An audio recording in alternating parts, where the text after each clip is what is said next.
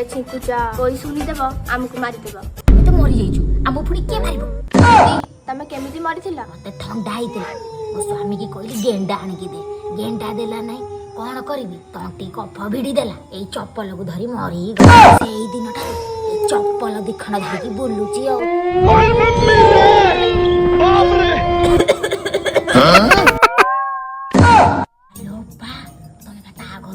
ଏତେ ଶୀଘ୍ର କଣ ପଳେଇ ଆସିଲା?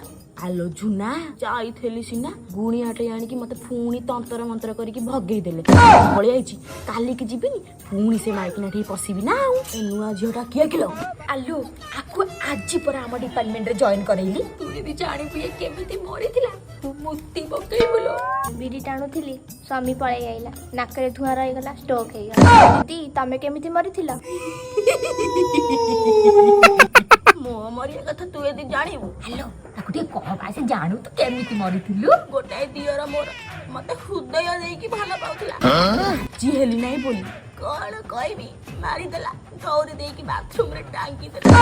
ଦିଦି ବେକରେ କଣ ପକେଇଛ? ବୁଲୁତୁ ତୁ ସିଏ ବୁଲୁତୁ ତୁ। କର୍ମ ଫଳ ଟିକେ ଭଲ ଥିଲା, ସେଥିଲାଗି ବା ଯମ ଦେବତା ଆମ ଭୂତ ମାନଙ୍କ ଭିତରେ ମତେ ପ୍ରେସିଡେଣ୍ଟ ରଖିଦେଇଛ।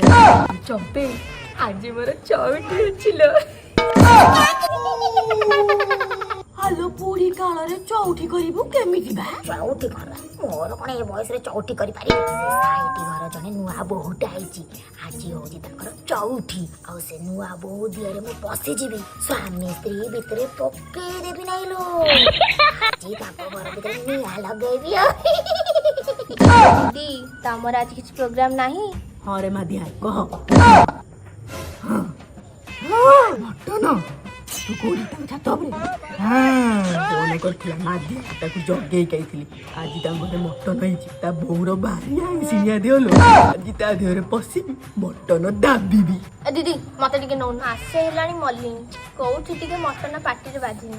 ହଉ ଯିବୁ ଯେ, ମୁଁ ପଶିବି ତା ବୋହୂ ଦେହରେ, ତୁ ପଶିବୁ ତା ଶାଶୁ ଦେହରେ। ତମେ ଦିଟାକ ଯାଅ ଆଇଁଷ ଖାଇବ, ମୁଁ ଯାଉଛି, ତାର ଚଉଠି ଷ୍ଟାର୍ଟ ହେଲାଣି ପରା। ପଳେଇଲେଣି। ହଉ ସେ ତ ଗଲା, ଚାଲ ଆମେ ଯିବା।